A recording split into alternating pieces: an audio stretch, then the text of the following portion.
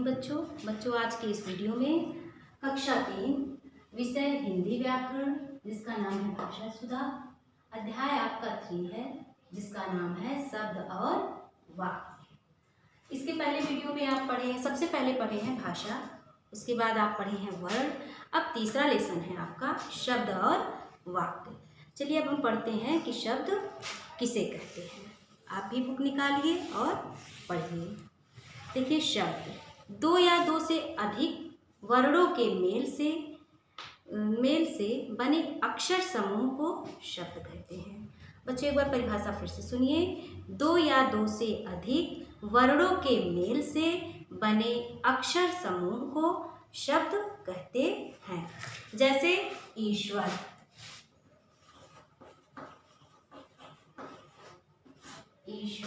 मनुष्य, कुछ भी ले लीजिए आप इसमें, तो ये दो शब्दों से मिलकर बना हुआ है। अब आपका आता है कि शब्द के प्रकार।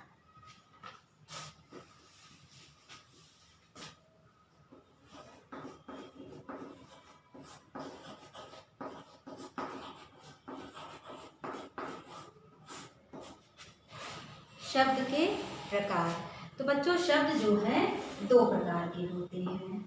पहला है आपका अर्थ के आधार पर,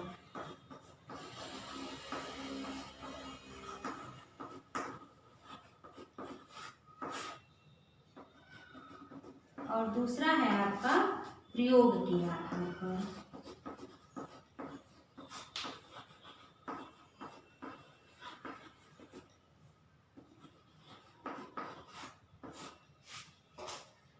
शब्द दो प्रकार के होते हैं। पहला है आपका अर्थ के आधार पर और दूसरा है आपका प्रयोग के आधार पर।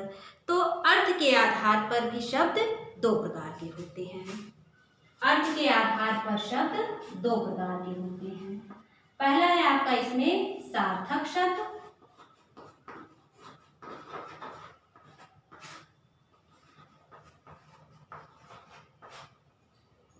दूसरा है निरर्थक शब्द।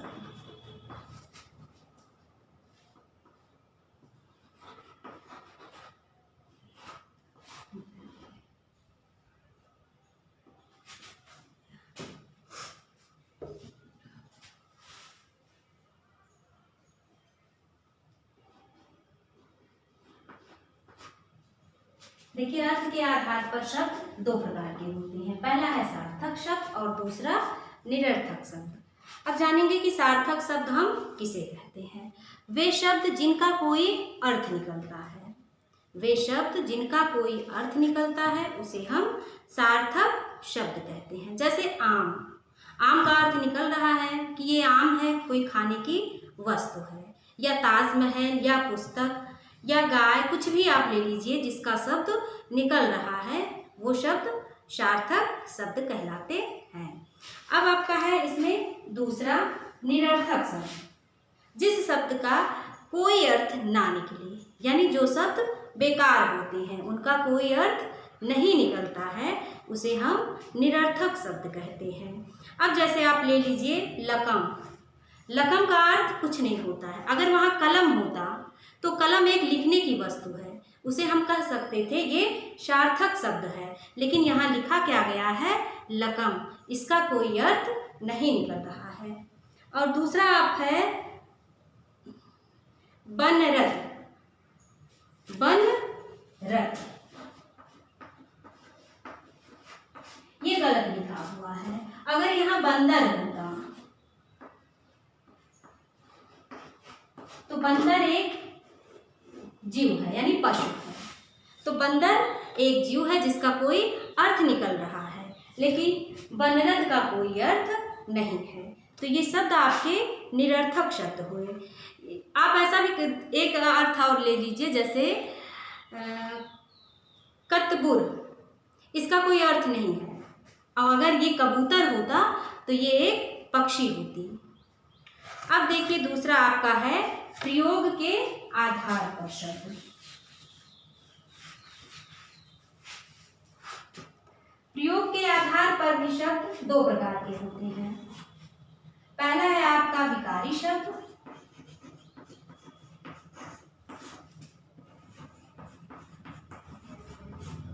दूसरा आपका है आविकारी शब्द।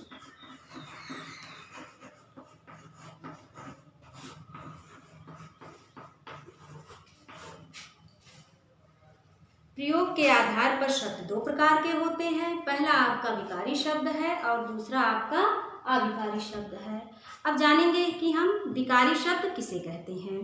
जिन शब्दों का वाक्य में प्रयोग होने पर रूप जो है बदल जाता है यानी परिवर्तित हो जाता है, उसे हम विकारी शब्द कहते हैं। जैसे लड़का, मोटा आदि, ये आपके विकारी शब्द हैं। या लड़का हंस रहा है, जैसे लड़का हंस रहा है, तो ये आपका विकारी शब्द हो गया। अब देखिए यहाँ रूप परिवर्तित हो रहा है कि लड़की हंस रही है, तो यहाँ लिंग जो है परिवर्तन हुआ है, क्योंकि लड़का जो है ये पुल्लिंग है और लड़की जो है आपकी स्त्रीलिंग है, तो यहाँ रूप का परिवर्तन हुआ है, इसलिए ये शब्द जो है आपके विकारी शब्द हैं। अब आपका आता है अविकारी शब्द।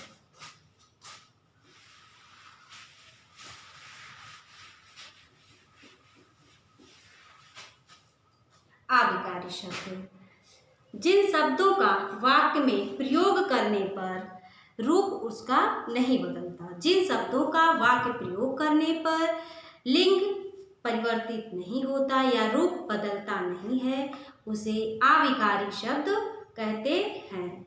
जैसे वह कल आएगा, तो इसमें कल जो है वो शब्द मतलब उसे बदला नहीं जा सकता है। जैसे रीता नहीं आएगी, तो रीता मतलब इसमें कुछ चेंज नहीं किया जाता, इसमें कुछ परिवर्तन नहीं किया जा सकता है। उसी प्रकार से है जैसे हम आज जाएंगे, हमको अगर आज जाना है तो हम जाएंगे, या खाना मेज पर रख दो। अब अगला आपका है वाक्य, कि हम वाक्य किसे कहते हैं।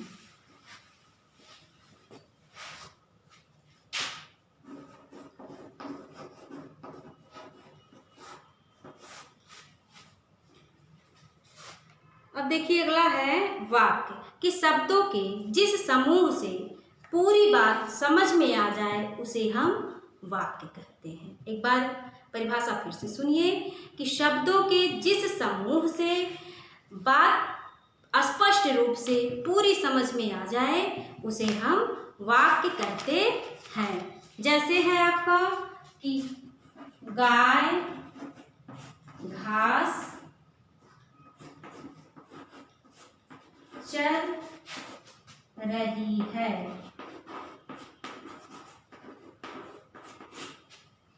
या लड़की किताब पढ़ रही है।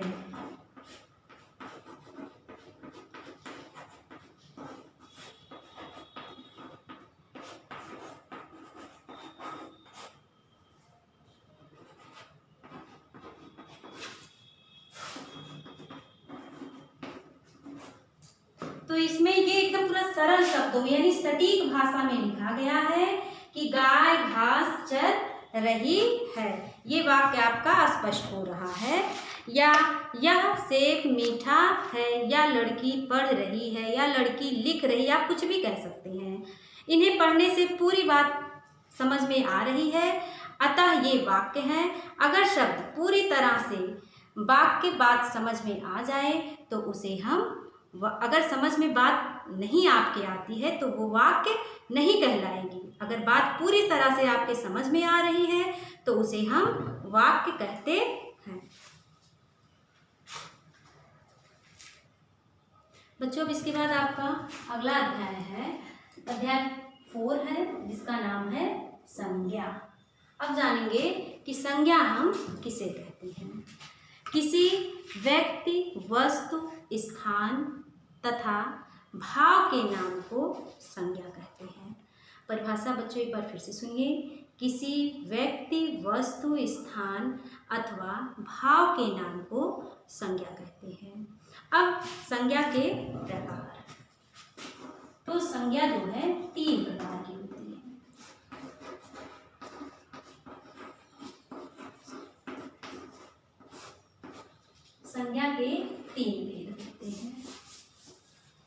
पहला है आपका व्यक्तिवाचक।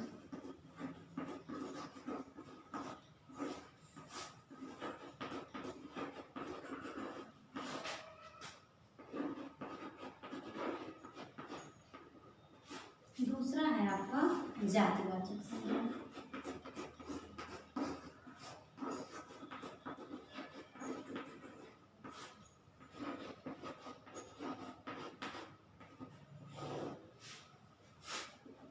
तीसरा है आपका भाववाचक संज्ञा।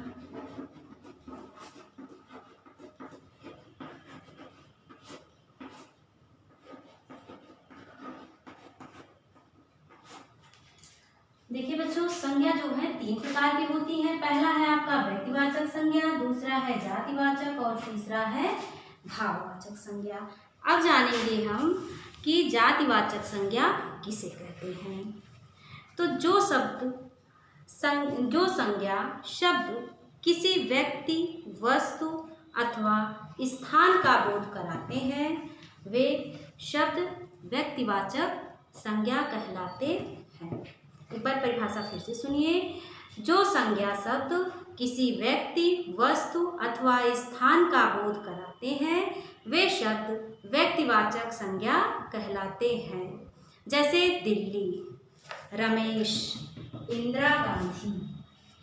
जैसे दिल्ली ये स्थान है, रमेश जो है नाम है,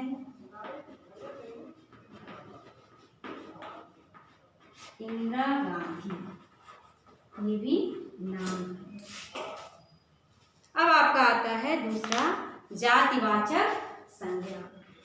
तो जातिवाचक संज्ञा जो संज्ञा शब्द किसी व्यक्ति, वस्तु अथवा स्थान की जाति का बोध कराते हैं वे जातिवाचक संज्ञा कहलाते हैं।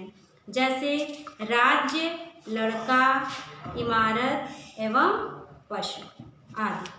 अब आपका आता है तीसरा भाववाचक संज्ञा। जो संज्ञा शब्द किसी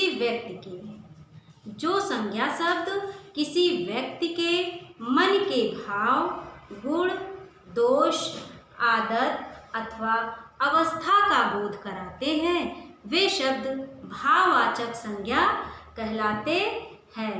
जैसे बचपन, बुढ़ापा, क्रोध आदि।